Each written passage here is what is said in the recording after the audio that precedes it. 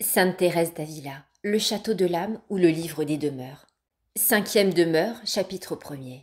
Elle commence à traiter de la manière dont l'âme s'unit à Dieu dans l'oraison et expose les signes auxquels on reconnaît qu'il n'y a pas d'illusion. Ô mes sœurs, comment me sera-t-il possible de vous exposer les richesses, les trésors et les délices qui se trouvent dans ces cinquièmes demeures? Il serait mieux, à mon avis, de ne rien vous dire de celle dont il me reste à traiter, puisque les paroles ne peuvent l'exprimer, ni l'entendement le comprendre, ni les comparaisons en fournir une idée. Les choses d'ici-bas sont trop viles pour nous y aider. Ô mon Seigneur, envoyez-moi du ciel votre lumière afin que je puisse éclairer quelque peu ces religieuses. Ce sont vos servantes. Vous avez daigné élever plusieurs d'entre elles à la jouissance presque ordinaire de ces délices. Et je voudrais les prémunir contre les embûches du démon, dans le cas où il viendrait à se transformer en ange de lumière. Elles n'ont d'ailleurs d'autre désir que celui de vous plaire. J'ai dit que quelques-unes étaient élevées à cet état. Néanmoins, elles sont peu nombreuses, je crois, celles qui n'entrent pas dans cette demeure dont je vais parler maintenant. Il y a sans doute du plus et du moins. Voilà pourquoi j'ai dit que la plupart y entrent. Évidemment, certaines faveurs de cette demeure dont je vais traiter ne sont, à mon avis, le partage que d'un petit nombre. Mais bien que les autres âmes n'arrivent seulement qu'à la porte de cette demeure, c'est déjà une insigne miséricorde que Dieu leur fait, car si beaucoup sont appelés, il y a peu d'élus. Je vous dirai maintenant que nous toutes qui portons ce saint habit du Carmel, nous sommes appelées à l'oraison et à la contemplation. Telle a été en effet notre première institution. Nous descendons de cette race de saints religieux du mont Carmel, qui ne s'enfonçaient dans une solitude si profonde et ne vouaient au monde un mépris si absolu que pour aller à la recherche de ce trésor. Je veux dire de cette perle précieuse dont nous parlons. Et cependant, il y en a bien peu parmi nous qui arrivent aux dispositions requises pour que le Seigneur la leur découvre. À l'extérieur, je l'avoue, nous allons bien, et nous pratiquons ce qui est nécessaire pour l'exercice des vertus. Mais pour arriver à l'état dont je parle, il faut travailler beaucoup, oui beaucoup, et ne nous négliger en rien. Aussi, mes sœurs, courage, puisque nous pouvons d'une certaine manière jouir du ciel sur la terre. Demandons au Seigneur de nous accorder son secours, afin que nous ne soyons pas privés par notre faute de la faveur dont nous parlons. Prions-le de daigner nous montrer le chemin, et de mettre en notre âme la force de creuser, jusqu'à ce que nous ayons trouvé ce trésor caché. Car en vérité, il est au-dedans de nous-mêmes. Voilà ce que je voudrais vous faire comprendre, si le Seigneur daigne m'en rendre capable. J'ai dit que Dieu donne des forces à notre âme, pour nous faire connaître que les forces du corps ne sont nullement nécessaires s'il ne les accorde pas. Il ne met personne dans l'impossibilité d'acquérir ses richesses, et il est content dès lors qu'on donne ce que l'on a. Béni soit un Dieu si grand. Mais considérez, mes filles, ce que vous avez à faire ici. Dieu ne veut pas que vous réserviez quoi que ce soit, peu ou beaucoup. Il réclame pour lui tout ce que vous avez. Et selon que votre don sera plus ou moins absolu, ses faveurs seront plus ou moins élevées. Il n'y a pas de meilleure preuve que celle-là pour reconnaître si notre oraison est arrivée ou non jusqu'à l'union. Ne vous imaginez pas que c'est un sommeil des puissances, comme dans la demeure précédente. Je dis sommeil, parce qu'il semble en effet que dans cette demeure, l'âme est comme endormie. Elle ne dort pas complètement, et elle ne se sent pas non plus éveillée. Mais ici, toutes nos puissances sont endormies, et même profondément endormies par rapport à toutes les choses du monde et à nous-mêmes. Et en vérité, l'âme est comme privée de sentiments durant le peu de temps que dure cette oraison d'union. Et le voudrait-elle? Il lui serait impossible de penser à rien d'ici-bas. Aussi, elle n'a pas besoin d'user d'artifice pour suspendre son entendement. Si elle aime, elle est dans un tel sommeil qu'elle ignore comment elle aime. Elle ne sait pas même ce qu'elle aime, ni ce qu'elle voudrait. Enfin, elle est comme complètement morte au monde pour vivre davantage en Dieu. Voilà pourquoi c'est une mort délicieuse. C'est une mort, car l'âme est affranchie de toutes les opérations qu'elle peut avoir, tout en étant unie à son corps. Et cette mort est pleine de délices, parce que si l'âme semble vraiment se séparer de son corps, c'est pour mieux jouir de Dieu. Aussi, je ne sais pas même s'il reste assez de vie au corps pour respirer. En y réfléchissant en ce moment, il m'a semblé que non. Du moins, si on respire, on ne s'en rend pas compte. L'entendement voudrait employer toute son activité à comprendre quelque chose de ce que l'âme éprouve. Mais comme il ne saurait y réussir, il est tout ravi. S'il n'est pas complètement dans l'extase, il ne peut du moins remuer, ni pieds, ni mains, comme on le dit d'une personne qui est tellement évanouie qu'elle nous paraît morte. Ô secret de Dieu, je ne me lasserai jamais de chercher à vous les faire comprendre, mes filles, si je pensais y réussir quelque peu. Aussi, dirais-je peut-être 1000 folies, avant d'arriver à vous exposer une seule fois ce qu'il faut pour que nous célébrions ensemble de toutes nos forces les louanges du Seigneur. J'ai dit que ce n'était pas un sommeil, parce que dans la demeure dont j'ai parlé, l'âme, tant qu'elle n'a pas une longue expérience, se demande avec anxiété ce qui a eu lieu. Était-elle dans l'illusion? Était-elle endormie? Est-ce une faveur de Dieu, ou bien n'est-ce pas le démon qui s'est transformé en ange de lumière? 1000 doutes l'envahissent. Et il est bon qu'elle les ait, car je le répète, notre nature elle-même peut nous tromper quelquefois. Sans doute, il est plus difficile aux bêtes venimeuses d'entrer dans la 4e demeure que dans les précédentes, bien que les petits lézards, étant plus effilés, se glissent partout. Ils ne font pas de mal, surtout si on les méprise, comme je l'ai dit. Mais ce sont de petites pensées qui procèdent de l'imagination, ou des causes que j'ai signalées, et qui ne laissent pas d'être souvent importunes.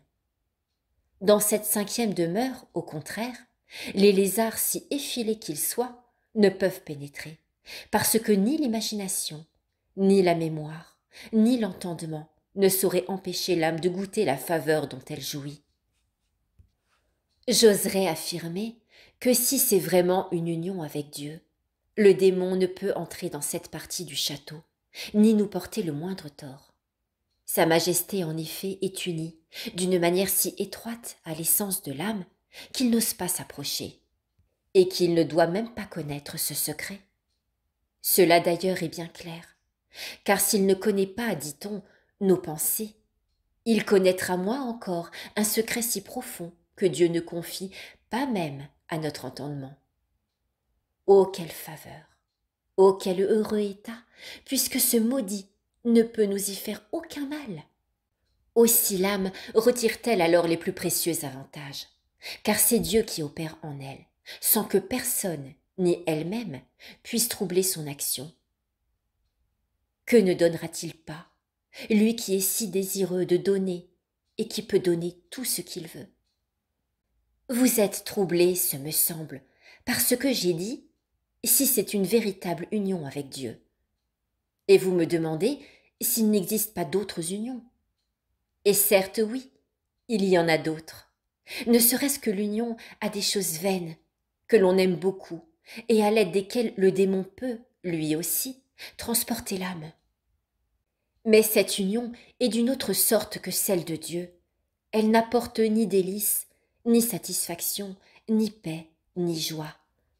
Quant à l'union avec Dieu, elle est au-dessus de toutes les joies de la terre, de toutes les délices, de tous les contentements, et les surpasse de beaucoup. La source de ces contentements n'a rien à voir avec ceux de la terre, et le sentiment qu'ils produisent en est complètement différent, comme vous le saurez par expérience. J'ai dit quelque part, elle évoque le chemin de la perfection. Reprise. J'ai dit quelque part que ces derniers ressemblent à ceux qui sont éprouvés par notre corps grossier, tandis que les contentements spirituels pénètrent jusqu'au plus intime de nous-mêmes. Cette comparaison est exacte. Je ne sais comment je pourrais mieux dire. Mais, semble-t-il, vous n'êtes pas encore satisfaite, parce que vous vous imaginerez que vous pouvez vous tromper, et que ces choses intimes sont très difficiles à discerner. J'avoue que pour ceux qui en ont l'expérience, ce qui est dit suffit, parce qu'il y a une notable différence entre les joies de l'horizon d'union et celles de la terre. Mais je veux vous donner un signe clair à l'aide duquel vous ne pourrez ni vous tromper, ni douter que la faveur vient de Dieu.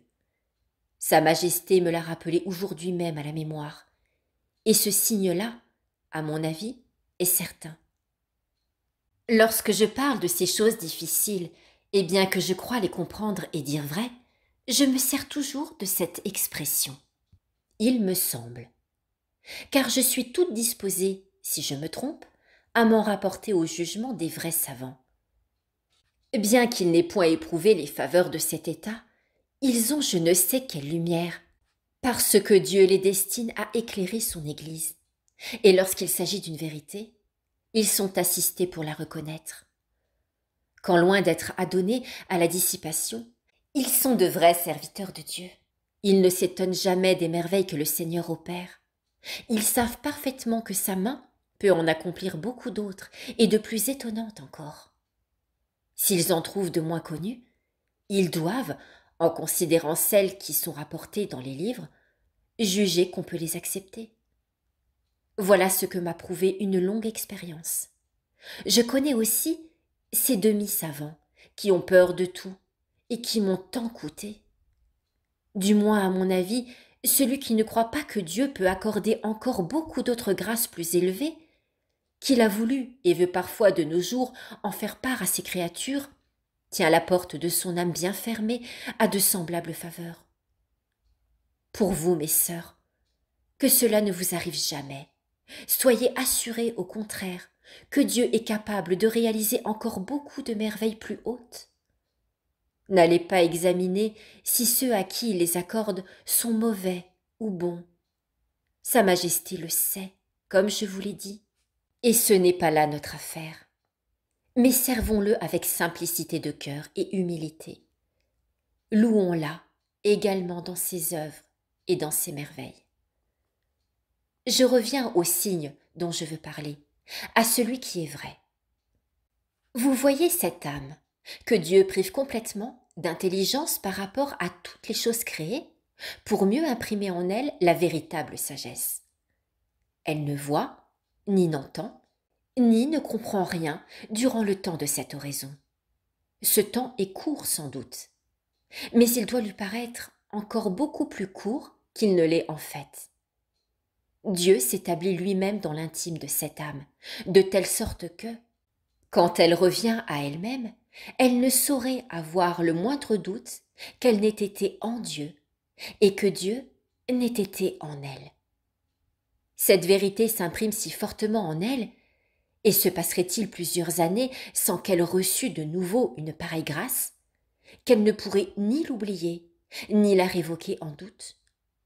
Elle reconnaît, en outre, cette vérité par les effets qu'elle en ressent et dont je parlerai plus tard, car c'est là un point très important. Mais, me direz-vous, comment l'âme a-t-elle vu? Comment a-t-elle compris cette faveur, puisqu'elle ne voit ni ne comprend? Je ne dis pas qu'alors elle l'a vue. C'est ensuite qu'elle s'en rend parfaitement compte. Ce n'est point une vision proprement dite, c'est une certitude qu'elle possède et que Dieu seul peut donner. Je connais une personne qui, ne sachant pas encore que Dieu est en toutes choses par présence, par puissance et par essence, le crut fermement après une faveur de cette sorte. Elle demanda à l'un de ces demi-savants dont j'ai parlé comment Dieu est en nous. Or, il n'en savait pas plus que cette personne n'en savait elle-même avant que Dieu ne lui en eût donné l'intelligence. Et il lui répondit que Dieu n'était en nous que par sa grâce. Mais comme elle était alors si persuadée de la vérité, elle ne le crut point. Elle interrogea ensuite de vrais savants. Mais ceux-ci lui dirent ce qu'il en était, et elle en fut très consolée. Annotation. Elle évoque ici son autobiographie, où elle raconte qu'elle en parla à un père dominicain. Vous pouvez retrouver ce livre en audible sur cette chaîne La Voix de Dieu par la Voix des Saints. Reprise. Ne vous imaginez pas faussement que cette certitude ait pour objet une forme corporelle, comme le corps de notre Seigneur Jésus-Christ dans le très saint sacrement. Bien que nous ne le voyions pas lui-même, elle est toute différente ici. Elle vient de la divinité seule. Mais comment, me direz-vous, pouvons-nous avoir une telle certitude de ce que nous ne voyons pas? Pour moi, je l'ignore. C'est là une œuvre de Dieu, et je sais que je dis vrai. J'affirmerai même que si quelqu'un n'a pas cette certitude, son âme n'a pas été unie tout entière, mais seulement par quelqu'une de ses puissances, ou bien qu'elle aura reçu quelqu'une de ces innombrables faveurs que Dieu se plaît à accorder. Quand il s'agit de semblables questions, nous ne devons point chercher des raisons pour savoir comment les choses se passent. Dès lors que notre entendement ne saurait les comprendre, pourquoi voudrions-nous nous y consumer en vain? Il nous suffit de comprendre que la puissance de celui qui agit de la sorte est infinie. Dès lors que nous ne pouvons rien, malgré tous nos efforts, pour obtenir la faveur de l'union, et que c'est Dieu seul qui la réalise, ne nous imaginons pas que nous pourrons la comprendre. Au sujet de cette expression, nous ne pouvons rien. Je me rappelle en ce moment cette parole que vous avez entendue et que l'épouse dit dans les cantiques. Le roi m'a introduite dans ses celliers, ou m'a mise, je crois. Il s'agit d'une réminiscence du cantique chapitre 1 verset 3. Reprise. Elle ne dit pas qu'elle y est allée d'elle-même. Elle ajoute qu'elle cherchait son bien-aimé de toutes parts. Annotation, Cantique chapitre 13, versets 1 et 2. Reprise. Or, cette union, d'après moi, est le cellier où le Seigneur la place, quand il veut et comme il veut, et où nous ne serions pénétrés de nous-mêmes, malgré toute notre industrie. C'est à Sa Majesté de nous introduire et de nous placer dans le centre de notre âme, afin de mieux nous manifester ses merveilles. Le Seigneur ne veut pas que nous y apportions d'autre coopération que celle de la volonté qui s'est soumise entièrement à lui, ni qu'on lui ouvre la porte des puissances et des sens qui sont tous endormis. Il entre dans le centre de notre âme, sans passer par aucune de ses portes, comme il entra chez ses disciples quand il leur parla. La paix soit avec vous, en Jean chapitre 20. Ou qu'il sortit du sépulcre, sans lever la pierre qui le fermait. Vous verrez plus loin, dans la dernière demeure, comment Sa Majesté veut que l'âme goûte sa présence dans le centre d'elle-même beaucoup mieux qu'ici. Ô mes filles, quelle vue profonde nous aurons si nous ne voulons considérer que notre bassesse et notre misère, et comprendre que nous sommes indignes d'être les servantes d'un maître si grand, dont les merveilles surpassent la portée de notre entendement. Qu'il soit loué à jamais. Ainsi soit-il.